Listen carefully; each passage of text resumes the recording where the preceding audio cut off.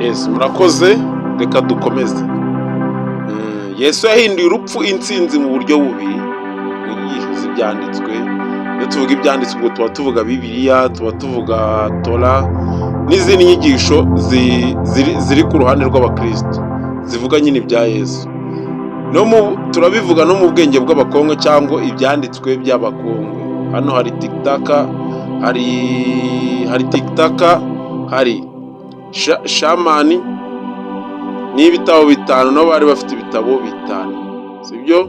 Mu nyigisho za Bibiliya Yesu yatsinze urupfu mu buryo butatu. Bo batwereka ko ari mu buryo butatu: urupfu rwo ku musaraba, singo kuzuka kwe kuko hari ugutsinda urupfu, bya gatatu gusezeranya ubugingo buhoraho, sibyo? Kandi ibyo byose byanyuze mu rupfu, murabyumva. Ariko abantu batinya urupfu, rero ndashaka kuza kumenya ko kandi ngo bizera, ngo bari mu byizera, oya ntabwo ari byo. Abantu bavuga ko bavuma Yuda ngo yakoze ibintu bitari byo, nabo ntabwo ari byo. Yuda yakoze misiyo Yesu yari yamutoranyije. Yuda yagombaga gushyikiriza Yesu abagambanyi kugira ngo ijambo ry'Imana risohore, kugira ngo ubutumwa bugere hehe? Bugere ibyanditswe byera bisohore. Abayuda n'abanyamahanga babonaga urupfu rwe nk'intsinzi yabo, ariko mu by'ukuri yari igitambo cy'ubwiyunge. Mu Baroma 6:10 handitse ngo urupfu yapfiriye icyaha rimwe rizima, ariko ubugingo abugirira Imana iteka ryose.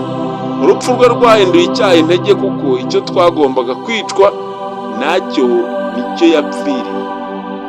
Uri kubyumva? Kuzuka kwe, igihe yazukaga ku munsi wa gatatu, yahinduyemo urupfu umuryango wo guca ugana mu bugingo. Abakorino 15:55 kugeza 57. Hewe urupfu, intsinzi yawe irihe? Yewe urupfu, imisumari yawe irihe? Dushimiye Imana iduha intsinzi ku bwa Yesu Kristo umwami wacu. Hano Paul yerekanaga ko urupfu rutagifite ijambo rya nyuma, kuko Yesu yarwambuye ububasha. Singo gusezeranya ubugingo buhoraho. Yesu yavuze ati, uwizera muri njye naho yaba yarapfuye azabaho iteka ryose. Ibyo biri muri Yohana 11:25. Urupfu rw'umubiri si iherezo, ahubwo ni inzira yo kwinjira mu bugingo yatanze. Mu bwenge bw'abakongo, abakongo baravugaga bati, iyo inkuba imanutse igiti cyari gihishe kirigaragaza. Iyo inkuba imanutse igiti cyari gihishe kirigaragaza.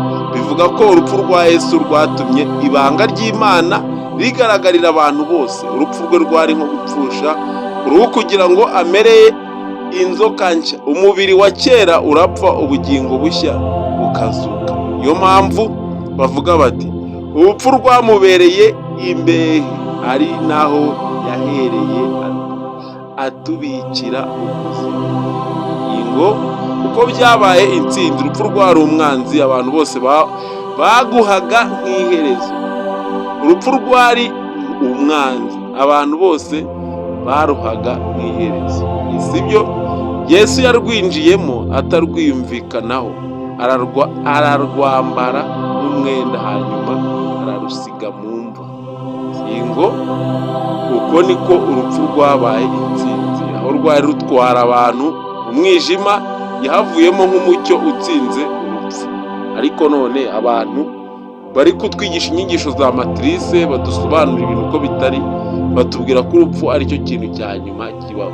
Twabonye intsinzi kubera iki? Kubera urupfu ari binyuze muri Yesu, sibyo? Yesu yahinduye intsinzi urupfu. Yesu yahinduye urupfu intsinzi, kuko yarapfuye ku bwacu acyura icyaha.